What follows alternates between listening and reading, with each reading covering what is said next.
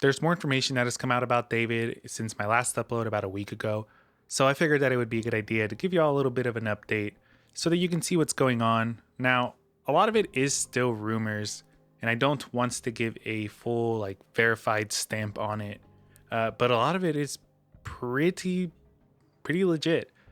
We have this one post from a man named Steve Fisher, who is a private detective in the San Francisco area. We'll look at it right now. So, this is his Twitter or X, whatever you want to call it.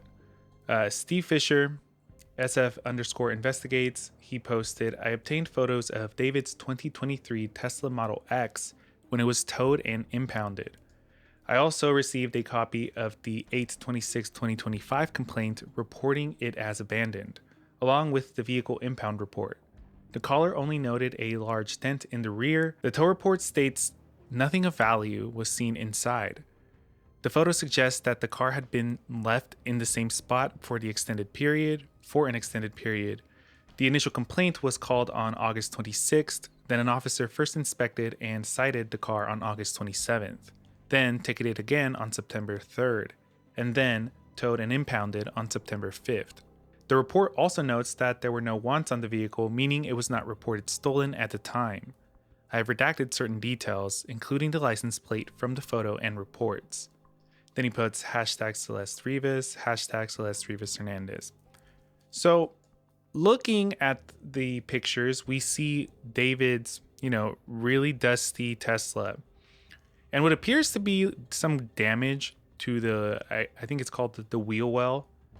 A lot of people pointed out that maybe potentially the Tesla was used when Celeste lost her life, though I don't really see much evidence of that. There's no blood marks or anything, not that I saw reported. But I will show you a picture of a regular Tesla, and we can see that on that area, there's like a plastic cover, probably metal, something that goes there. So clearly, David's Tesla is missing that part. Moving on to the back, there is a dent that was probably from a rear end. Again, people do speculate that this could potentially have something to do with Celeste's death, but there's no evidence of that. And I do just want to say that all of this is still alleged. David has not been formally accused by the police of having something to do with Celeste's death. And as of right now, nobody has accused him officially of anything. So take that with a grain of salt. Everything that is in this video is still just an accusation. We don't have any proof that it was David. I just want to put that out there in case anybody is feeling litigious. Some people were saying things about the tape on the rear spoiler, but I saw some comments talking about how the commenter works at a Tesla shop, and this kind of tape on the spoilers is fairly normal when you get a newer style Tesla. It can be a little bit tedious to take off, so a lot of Tesla owners just leave it on there. We don't really know for sure, but if you own a Tesla, let us know down in the comments. Moving on, we have the report history of the Tesla before it got impounded. So we can see that a complaint was first issued on, August 26th. So a little, around a week before the body was reported to be found in the impound lot. We can see it's a model Tesla Model X, Bluebird Avenue, which is the neighborhood where the Tesla was originally found, as well as where David was living at the time. So on the 27th of August, right? Yeah. On the 27th of August, it appears that some officers or some officials went to the vehicle and marked it. They probably just documented that it was there and reported that, a complaint had been filed against it the previous day, as we can see right here. And it wasn't until September 3rd, around a week later, that a citation was finally issued. Now, we actually do have a copy of that citation. Let me see. Again, we can see that it was on September 3rd, 2025, and it happened at around 2:51 p.m. We have more information. Again, Bluebird Avenue, which is the area, the neighborhood where the Tesla was found, as well as where David was living. This was also provided by Steve Fisher. I just want to give him credit. You can see his post right here. Back to the reports. And then 2 days after the citation was filed, on the 5th of September, it was impounded. Now, we don't see any reports of any smell coming from it. Here we have the actual impound report. Again, it just seems like a standard report. I'll pause it. You can pause it if you want to read the whole thing, but it doesn't mention anything about a body or foul odor. I'm surprised that they didn't look through the trunk or the frunk. One time my car was towed and the police went through the whole thing, and I remember them making fun of some of the things I had in there. It was nothing crazy, but it was still funny. And the way they chalked it up was that it was standard for them to report everything that was inside of the car as well.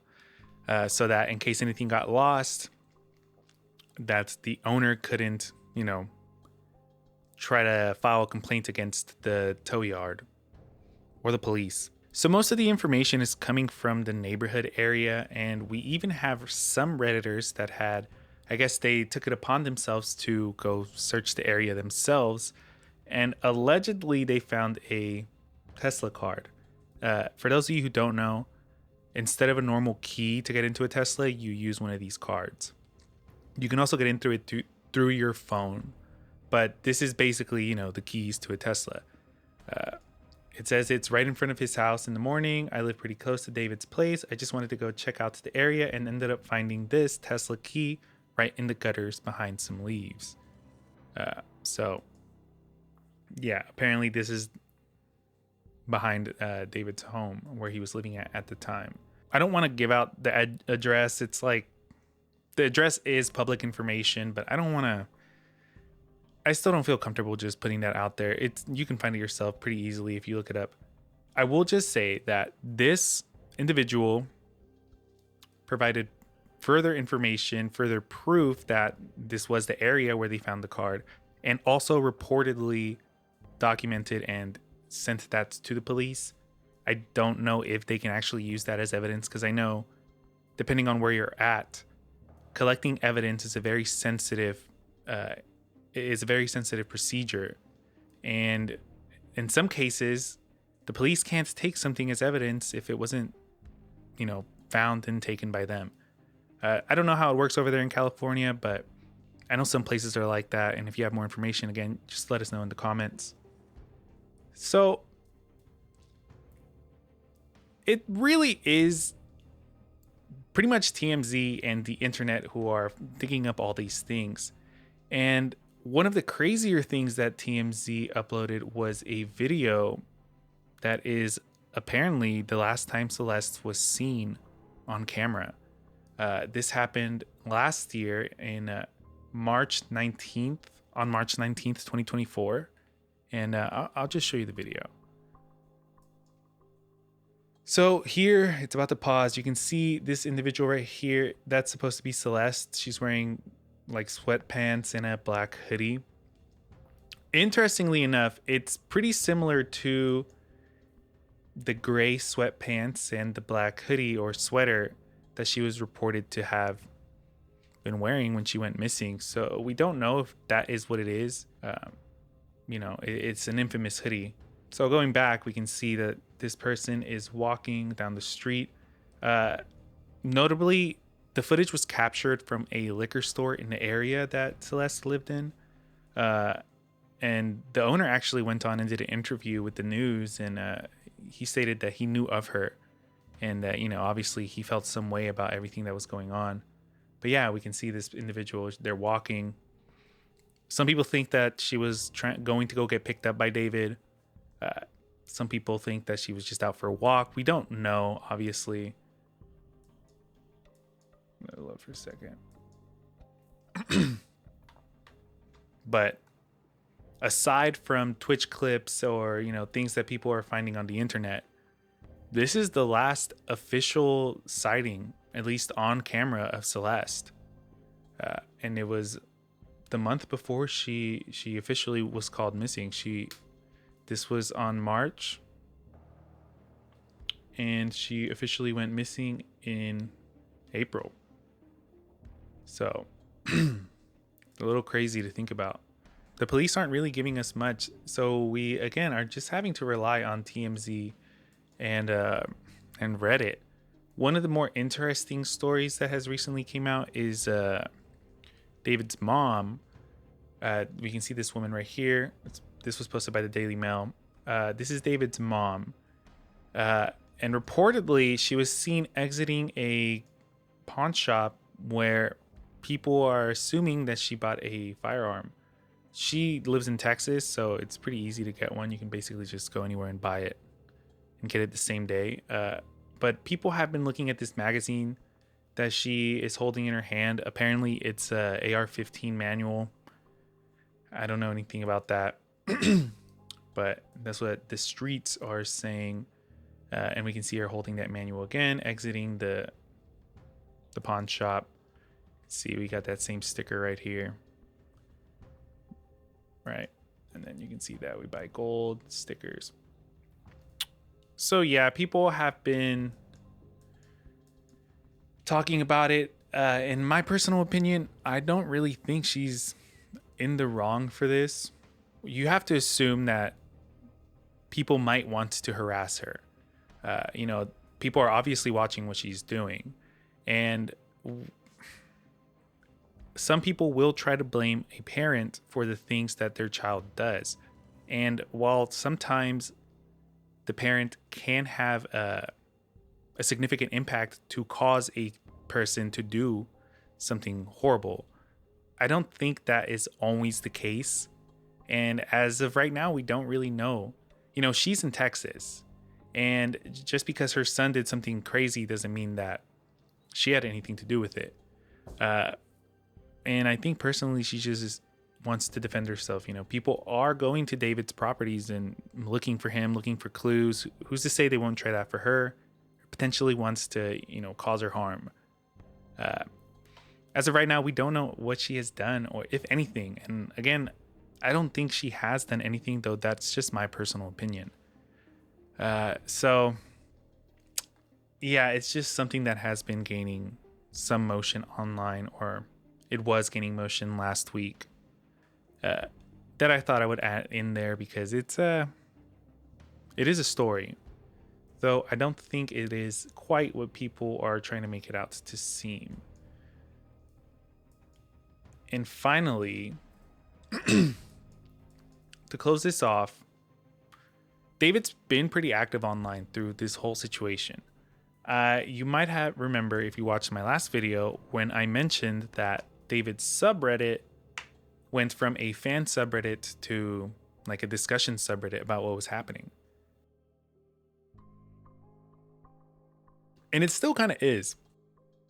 But we can see that it has now been restricted. So only people that are approved can enter and post on here. I can't even post on here. I'm not going to try, but reports have been coming out. Well, I guess before I get into that, everybody who was talking about the case in more details than others, because obviously, look, we can still see that there are still some posts about it. They seem to have been a little under a week ago. I mean, everything's been frozen since then. But everybody has moved on to the David 2 subreddit. There's also another subreddit. I think it's I don't remember what it is. But basically, all the people who were talking about what happened or potentially happened and allegedly, they've moved on to the David 2 subreddit. And we have gotten reports that people were getting their posts deleted in the David sub. Now, allegedly, David basically fired all of his mods. And a lot of them also, willingly walked away because they didn't want to be associated with him for what he potentially did, allegedly. So we got this one post from a deleted user. It says, got permabanned for pointing out the truth. Didn't even call him a pedo or anything. Literally just said what he did and got banned. I don't know what he said, but here we have a mod list of, I guess, the remaining mods in the David sub. We have a user named SoundMap, of course, David. And then we have one user by the name Rate Teenagers. So people online are basically saying that David and a close-knit group of his mods are going through and, deleting, even locking down the sub to avoid people talking about what's going on. So in particular, people have pointed out this Rate Teenagers user, and I'm not going to get into why exactly. I think it's pretty easy to speculate why people have pointed this user out, but I'll leave that up to your own imagination. Just know that this user is pretty weird, and the fact that out of everyone on his mod team, that this user is still there and seemingly at the top of the mod list, that's just really crazy to think about, considering what is going on and the allegations against David, not of taking Celeste's life, but of being into younger people, which I thought was crazy. But apparently he's still on Reddit. He's doing his thing. He's watching. Apparently he's even been playing Fortnite. People caught him playing Fortnite last week.